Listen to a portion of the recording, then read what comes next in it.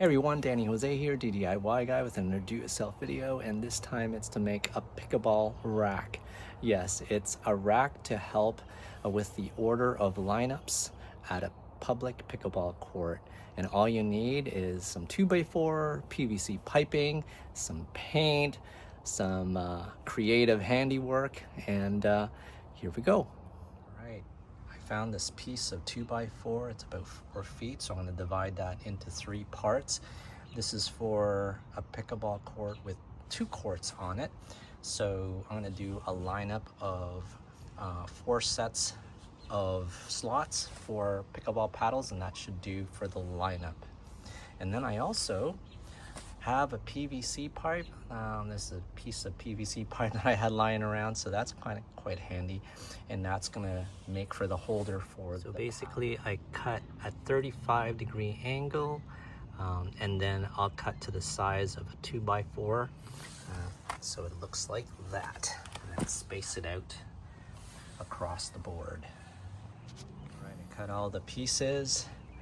That's 12 pieces for the paddles, groups of 4, and then I drilled the pilot hole there so that I can drill my deck screws underneath and hold it in place. All right, the rack is almost complete.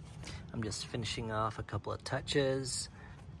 I've even sanded down the edges so that it's nice and smooth when you're putting your rack into place, making sure it doesn't damage any of the paddles.